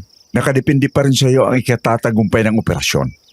Ewan ko, baka sinerte lang ako nung ginawa ko ang procedure noon. Hindi po. Mas malaki ang tiwala ko sa inyo. Nag-research ako tungkol sa iyo, Dr. Fernandez. Magandang medical track record mo at naalala ko ang sarili ko sa iyo nung kapanahunan ko. Yung dedication mo sa trabaho, yung passion mo para makatulong sa tao. Ganyan din ako dati. At ganun pa rin kayo dati. Nakikita ko po sa inyo. Dr. Alcantara, may I ask, bakit to biglang nagbagong isip ninyo? Dahil sa kabila ng pagtalikod ko sa medisina, pinaramdam niyo sa akin na kailangan pa rin ako dito. Dahil sa kakulitan nitong si Sadie, na ewan ko ba kung bakit hirap na hirap akong tanggihan. Na-realize ko kung gaano ko na-miss ang panggagamot. At ngayon lang ulit may tumawag sa akin ng Dr. Alcantara. Dr. Alcantara, bumalik ka sa practice. Alam ko na kaya mo pa rin. Matanda na ako, Iha. Ang mga ganitong edad ay karaniwang nagre-retiro na. Bata pa kayo. 64? Pwede nga kayo magtayo ng sarili niyong clinic. Ay nako, na bata ka. Napakakulit mo. Siguro, kung nabuhay si Emilia ko, baka kasing edad mo na rin siya. Emilia po? Oo, ang anak namin ni Teresa, buntis siya noon nung mabarang. Dahil doktor ako at kahit na galing ako sa pamilya ng mananambal, mas pinaniniwalaan ko ang siyensya. Hindi ako nakinig sa payo ng mga tao sa akin na dalhin siya sa albularyo. Dahil nga ang katuwiran ko, doktor ako. Lahat kayang gamutin at solusyonan ng siyensya. Pero nagkamali ako. Huli na ang lahat. Namatay ang asawa at anak ko. At yun, sinisi ko sa mga doktor na hindi nagawang iligtas ang mag-ina ko. Naghanap ako ng maabuntunan ng galit pero ang totoo, hirap na hirap akong tanggapin na ako ang may kasalanan. Mahal na mahal niyo po si Teresa, no? Siyang buhay ko. Sila ng anak ko. Wala akong ibang babaeng binahal kung hindi siya. Si Aling Carmen po. Kababata ko si Carmen. Sabay kaming lumaki sa probinsya. Mga bata pa lang ay pinagkasundo na kami ng aming mga magulang na parehong mananambal. Pero hindi ko siya magawang mahalin. Ang gusto ng mga magulang namin ay maging mananambal din ako. Pero mataas ang pangarap ko. Ayokong tumanda na gaya nila na walang narating sa buhay. Kaya naman tumakas ako at nakipagsapalaran sa Maynila. Nakapagtapos ako ng pag-aaral dahil sa mga scholarships. Working student hanggang sa maging doktor ako. Isa ring doktor si Teresa. At inibig ko na siya nang unang beses ko siyang makita. So, hindi niyo po talaga minahal si Aling Carmen? Kung gano'n, bakit magkasama kayo hanggang ngayon? Hindi tumigil si Carmen sa pagkukumbinsi sa akin na bumalik. Lumuluwas siya ng Maynila para kausapin ako. Hindi siya talaga mawala sa buhay ko. Palagi lang siyang nakasunod sa akin. Kaya nang mamatay ang mag-ina ko, siya ang kauna-unahang dumamay sa akin. Hanggang sa isang gabi, nalango ako sa alak. Nakalimot ako at may nangyari sa amin. Nabuntis ko siya, kaya pinanagutan ko. Kasabay ng pagtalikod ko sa pagiging doktor, sumama ko kay Carmen, pero nakunan siya. Sa tuwing nabubuntis siya, ay nalalaglag ang bata. Pero mula nang magsama kami, pinagbawalan ni Carmen na pag-usapan o ungkatin ang pagiging doktor ko, lalo na ang tungkol sa mag-ina ko. Narinig ko ang pagtatalo niyo tungkol dyan. Mukhang hanggang ngayon, Malaki ang insecurity niya kay Teresa.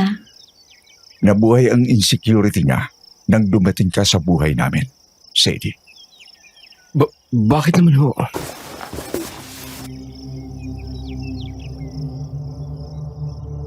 Mula sa back pocket ng suot nitong pantalon ay kinuha ni Mang Emil ang isang larawan ng babae. Gulat na nakatingin kaming dalawa ni Javi nang makita ang mukha ng namayapang asawa nito.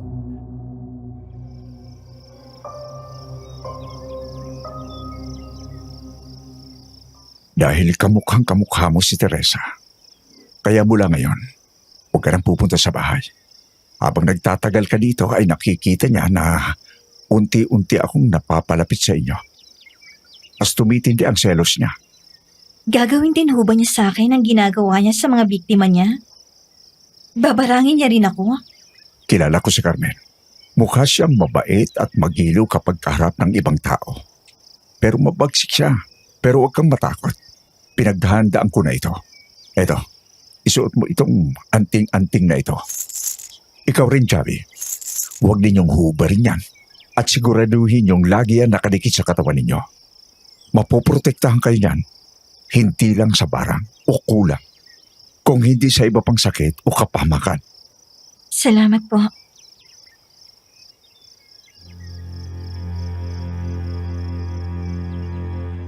Napahinto kaming tatlo nang marinig namin ang malakas na tunog ng mga nagbanggaan na mga sasakyan sa labas.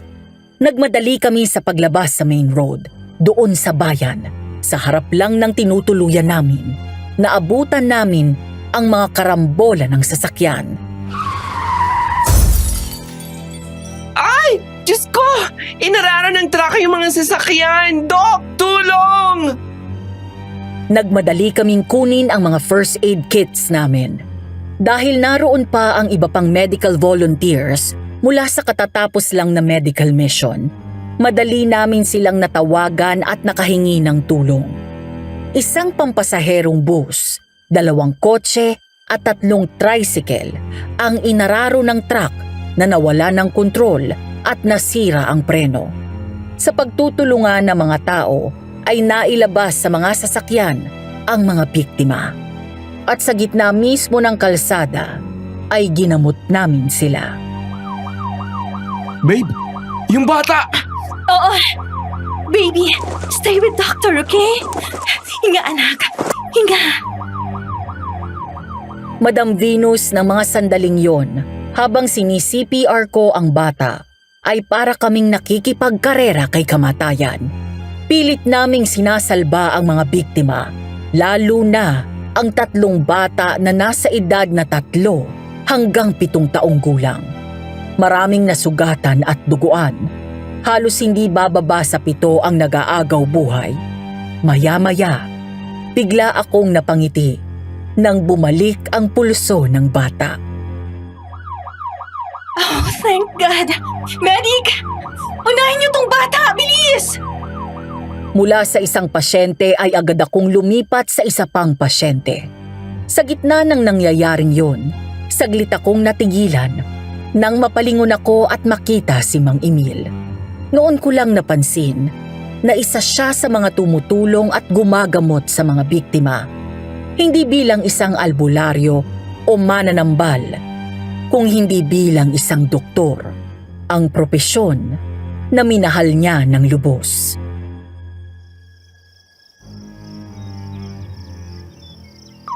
Naku, Dok! Inom po muna kayo. Grabe, ang gagaling ninyo. Girl, para akong nanonood ng live action ng medical drama. Sana makaligtas sila, lalo na yung mga bata. Naku, Dok, sa tingin ko naman dahil madali kayong nakaresponde, mabuti na lang talaga at narito kayo. Babe, okay ka lang? Oo, ayos lang. Ikaw, Doc. Ayos lang ako. Ngayon lang ulit ako ng gamot ang pasyente bilang doktor. Nakita ko ho kayo. Ang galing nyo. Nandun pa rin ang adrenaline rush nyo.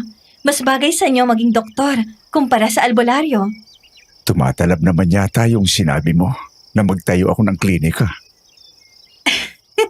Sabi sa inyo eh. Mami? Babe, si Mami yun, di ba?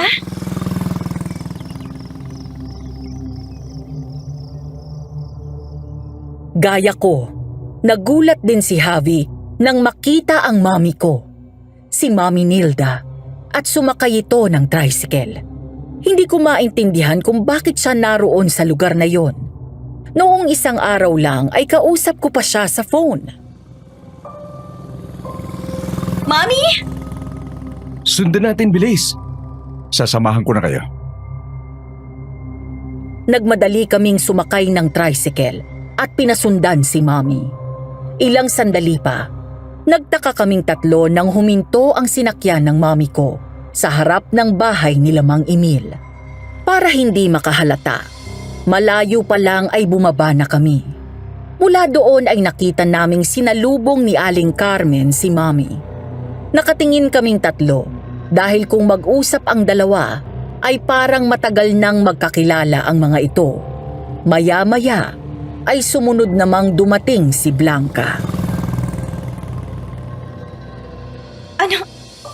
Anong nangyayari? Halika, sumunod kayo sa akin. Mula doon sa pwesto namin ay pumasok kami sa kakahuyan at mula doon ay umikot kami hanggang sa makarating sa likod bahay. Madilim na ng mga sandaling yun at sa bawat segundo na lumilipas ay mas tumitindi ang kaba ko. Sa gilid ng bintana ay nagtago kami at mula doon ay narinig namin ang usapan nila.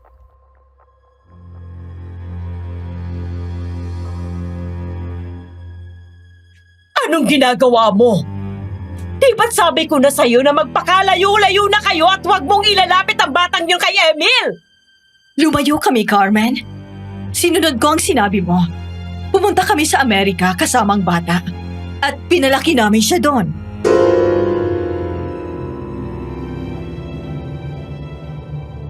Para akong binuhusan ng malamig na tubig. Matapos marinig ang revelasyon na yon, Madam Venus. Natulala ako at sunod-sunod na umagos ang luha ko. Habang si Mang Emil ay galit na kinuyom ang kanyang kamao.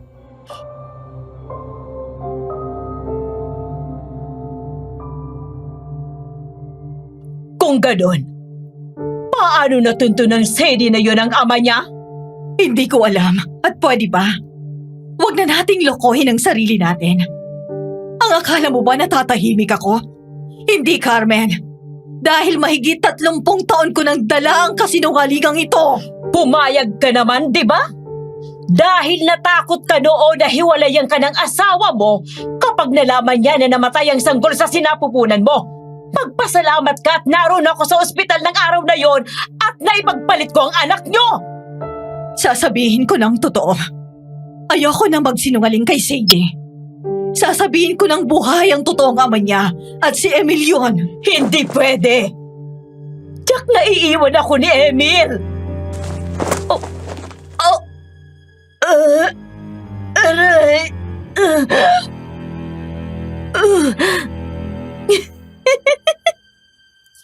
Sinisingil ka na sa lahat ng kademonyohan na ginawa mo, Carmen. Ang mga pinatay mo dahil sa pambabarang mo. Tumubo na dyan sa tiyan mo. Sinisingil ka na ng Diyos. Palala pa ng palala ang sakit mo. Gagaling ako. Dahil magaling ako. Hindi ko kailangan ng medisina o doktor dahil mas magaling ako sa kanila. At saka anong alam ng isang aswang na kagaya mo tungkol sa Diyos? Aswang ako, oo. Pero alam ko na may Diyos at totoo siya. Hindi lang kami sumasamba sa Kanya. Hindi ba't ultimo si Lucifer ay kinikilala ang Diyos? Tumahimik ka na kung wala kang sasabihin na maganda. Na hindi mo nga magawang gawin ang utos ko na patayin ang anak ni Emil at ang lalaking yon? Napakatanga mo! Mahina ka! Huwag mo akong iniinsulto ng ganyan.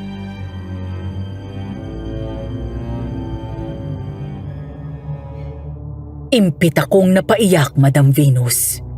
Hindi ko akalain na ang buhay na nakagisnan ko ay isa palang kasinungalingan. Hanggang sa bigla na lang lumabas sa pinagtataguan namin si Mang Emil at galit na sinipa ang pinto. Gulat na tumayo ang tatlong babae.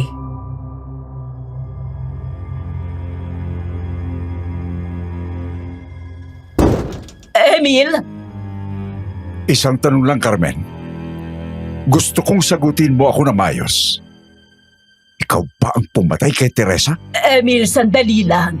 Makinig ka sa akin. Hindi ako... Sagutin mo ang tanong ko! Ikaw ba ang bumara kay Teresa at pumatay sa kanya? Siya nga! Mami! Paano niyo nagawang nakawin ako sa totoong mga magulang ko? Anak, patawarin mo ako. Hayop ka! Hayop ka!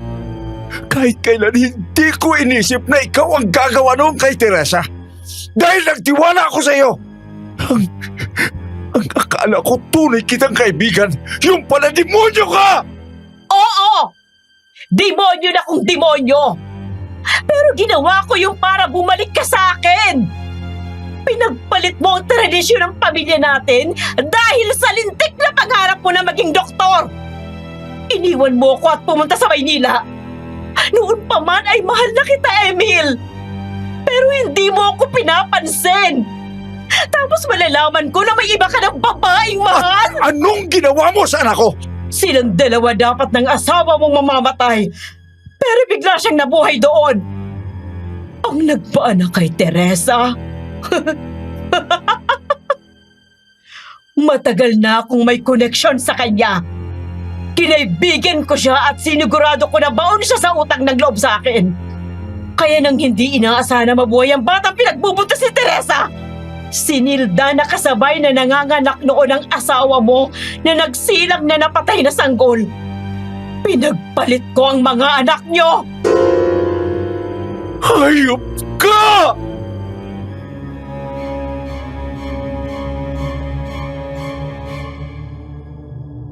Biglang sumugod si Mang Emil kay Aling Carmen at umamba ng sampal dito, pero humarang si Blanca. Napaatras kami. Sumigaw si Mami nang sa harap namin ay biglang naging malaking itim na aso ito. Hindi mo ako masasaktan, Emil! Wala kang laban sa akin! Dahil mahina ka! Bigla kaming sinugod ng aswang. Tumakbo kami ni Javi palabas habang si Mang Emil naman ay biglang sinarado ang pinto. Tumama doon ang aswang pagkatapos ay tumakbo ito palapit sa amin. Agad namang kumuha ng itak si Mang Emil. Kaya nang makalabas ang aswang at sumugod, mabilis na iharang nito ang sarili sa amin. Anak! Asin! Kumuha ka ng asin! Bilis! Habang nagpapambuno si Mang Emil at ang aswang, mabilis akong sumunod. Ngunit pagdating sa loob, ay hinarang ako ni Aling Carmen. At saan ka pupunta? Lumayas ka! Bago ko makalimutan na mas matanda ka sa akin! Papatayin muna kita bago pa kayo magsamang mag-ama! Hindi ka na dapat nabuhay noon pa! Napasigaw ako nang bigla akong sabunutan ni Aling Carmen. Pero hindi ako nagpatalo at sinabunutan ko rin ito. Mabilis naman akong tinulungan ni Mami at sinabunutan din ito. Habang si Javi ay sinasamantala ang nangyayari at kumuha ng asin. Nagmamadali siyang lumabas at tinulungan si Mang Emil na habulin at labanan ang aswang.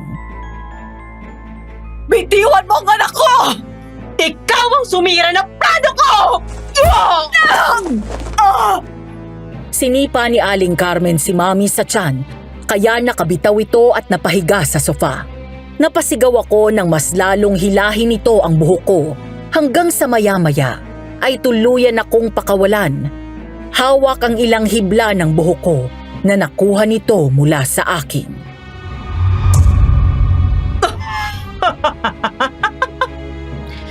Hindi ka na dapat nabuhay pa! Dapat ay namatay ka na rin kasamang nanay mo mag-aagaw! Animal ka! Mas masahol ka pa kay Blanca! Sinira mong buhay ng daddy ko! Pinatay mo ang totoong mami ko! Sinira mong pamilya namin! Dahil walang sino man ang maaaring umagaw sa mga bagay na dapat ay akin lang! Kahit kailan, hindi naging sa'yo si daddy. Dahil ikaw, panakip butas ka lang. Spare part! Pamalit sa original. Pantapal! Ikaw ang kasama ni daddy. Pero kahit kailan, hindi ka pinakasalan, di ba? Alam mo kung bakit? Dahil kahit kailan, hindi ikaw ang pinili niya. Kasama mo siya ngayon dahil wala siyang ibang choice. Yun ka lang! Hayop kang babae ka! Nanginginig ang mga kamay nito sa galit at nilabas mula sa bulsa ang isang manikang itim na may picture ko. Umusal ito ng dasal sa Latin. Pagkatapos ay tinali ang buhok ko na nakuha nito mula sa akin, saka kumuha ng kutsilyo. Inumang niya yon sa lieg ng manika at dahan-dahang hiniwa yon habang para itong baliw na tawa ng tawa. Wag! Ano ha? Walang nangyari, di ba? Teka, bakit hindi tumatalab? Mula sa loob ng damit ko, ay nilabas ko ang kwintas na pangontra sa barang na bigay ni Mang Emil. Sunod-sunod itong umiling at galit na sumigaw. Traitor ka, Emil! Isang bagay ang nakalimutan mo, Carmen.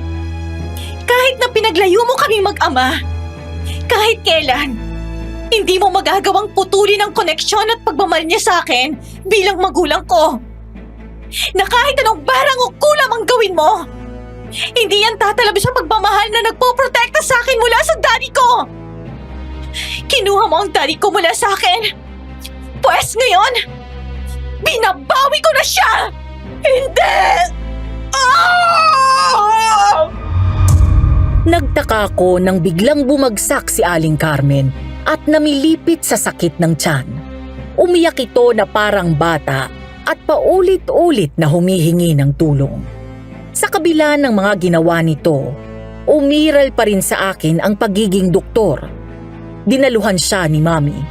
Lalapitan ko na dapat si Aling Carmen nang mula sa labas ay marinig ko ang angil ng aswang. Sadie! Sa likod mo! Nang lumingon ako, nakita ko ang aswang na marami ng tama mula sa itak ni Mang Emil. Pagkatapos ay sumusugod na ito sa akin. Agad kong hinarang ang sarili ko kay Mami at niyakap ito.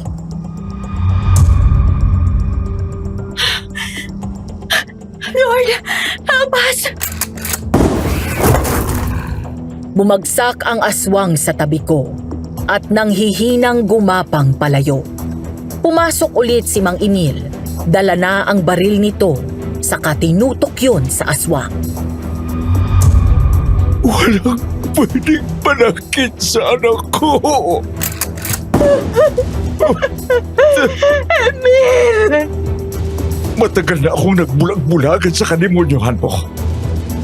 Sa simula pa lang niloko mo na ako. Ikaw at ang pamilya mo. Hindi kita mapapatawad sa lahat ng ginawa mo, Carmen. Hindi kita papatayin. Mas lalong hindi kita ipakukulong. Pero gusto ko na panuurin ka na unti-unting pinapatay ng karma. Dahil katumbas ng bawat luha mo ay ang sakit na binigay mo sa akin matapos mong patayin ang asawa ko at ilayo ang anak ko sa akin. Sobra pa! Napakalupit mo! Napakamakasarili mo! Nakakatakot ang pagmamahal na sinasabi mo na punot dulo ng lahat ng ito. At kahit mamatay ako at bigyan ng ikalawang buhay ng Diyos, hindi pa rin ikaw ang pipiliin ko! Huwag mo akong iiwan, Emil! Mula ngayon, sisiguraduhin ko na hindi ka na makakapambarang ulit!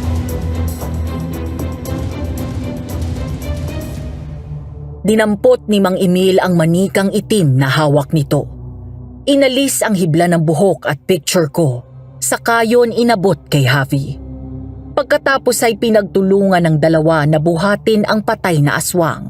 Saka yon pinasok sa isa pang kubo kung saan ginagawa ni Aling Carmen ang pambabarang.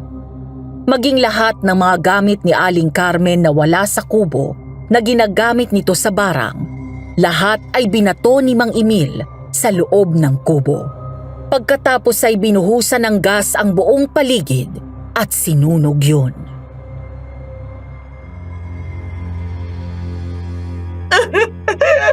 Emil, wag! Wag, parang awa mo na! Wag! Walang nagawa si Aling Carmen kung hindi ang umiyak at panoorin na lang na unti-unting masunog ang kubo kasama ang aswang. Samantala, dahan-dahan na lumapit ako kay Mang Emil at umiiyak na parang bata na hinila ko siya sa manggas ng kamiseta niya. Daddy, Anak, Emilia, akala ko talaga patay ka na. Daddy! Emilia.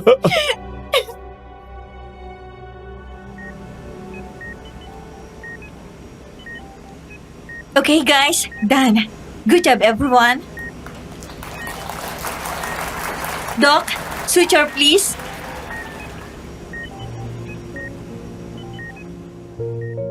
Mula sa operating room ay lumabas ako at naabutan si Mang Emil.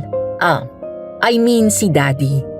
Kasama si Javi na naghihintay sa akin. Nang umalis kami ng Cagayan Valley, sinama ko na siya sa Pampanga at tumira kasama namin.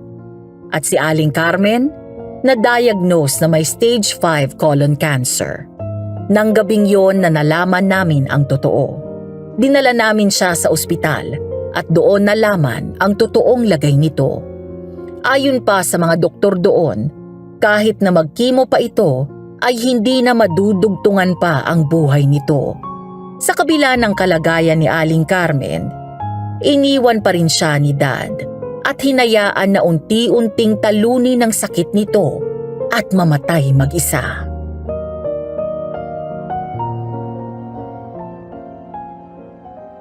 Kumusta ang operation, babe? Successful.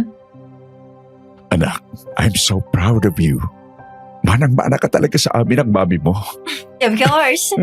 Dugong Alcantara yata ito. Babe, ang mabuti pa pagkatapos ng duty natin, mag-celebrate tayo. At pag-usapan natin, ang itatayo niyong maliit na clinic malapit sa bahay. Anak, matagal na akong walang practice. Kaya ko pa ba? Daddy, naniniwala ako sa iyo. Magaling ka. Kailangan mo lang iparinyo ang lisensya mo at mag-refresher course ka. Salamat, anak. Masayang masaya ako dahil naandito ka pa. Akala ko talaga tuluyan na kayong nawala ng mami mo. Wala man si mami dito physically. Nandito naman ako. Carbon copy niya ako, di ba? Javi, maraming salamat sa pag-aalaga mo at pagmamahal mo sa anak ko nung wala ako sa buhay niya. Walang anuman, Dad. Bukod sa napakaganda nitong anak ninyo, mabuting tao din siya at may malasakit sa kapwa. Hindi po siya mahirap mahalin. Mana ako sa iyo eh. I love you, Daddy. Sa kasal namin, dapat ikaw maghatid sa akin sa altar. Oo naman, masaya ako at naabutan ko pa ito. I love you too, anak. And thank you so much.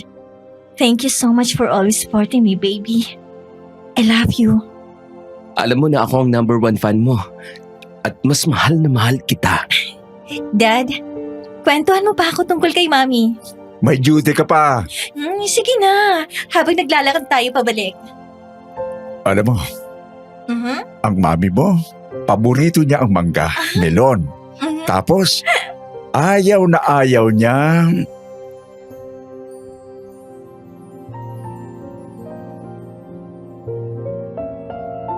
Sa tuwing nanonood ako ng mga teleserye sa TV at mga horror movies, Palagi nilang pinapaalala sa akin ang buhay ko. Mahirap paniwalaan para sa isang doktor na gaya ko, pero totoong nangyari. Sa ngayon, Madam Venus, kasama ko pa rin si Daddy sa bahay, kasama ang asawa at mga anak ko.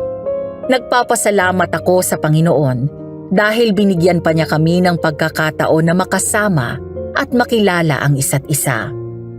Mula nang tumira siya sa puder ko, para akong teenager kung ituring ni Daddy, kahit na may asawa na ako. Medyo mahigpit si Dad at ayaw niyang inaabot ako ng dilim sa kalye, lalo at wala akong duty. Tumaba rin siya at mas lumakas ang pangangatawan. Matapos namin maayos at mabuksan ang klinik niya at makapag-renew ng lisensya, bumalik si Dad sa panggagamot. Mula noong unang beses kaming magkita, ngayon ko siya higit na nakitang masaya. At maniniwala ka ba kung sasabihin ko sa iyo, Madam Venus, na ang pasyente ko na dahilan kung bakit nag-cruise ang landas naming mag-ama ay tita ko pala? Nang dumating si Daddy sa ospital, doon kami nagkagulatan. Bunsong kapatid pala ito ni Daddy na matagal na niyang hindi nakikita. At gaya niya ay mas pinili ang tahimik at normal na buhay sa syudad. Si Elisa Alcantara Garcia. Ngayon naiintindihan ko na kung bakit ganon ang concern ko sa kanya. Madam Venus, naniniwala ako na hindi yon basta coincidence.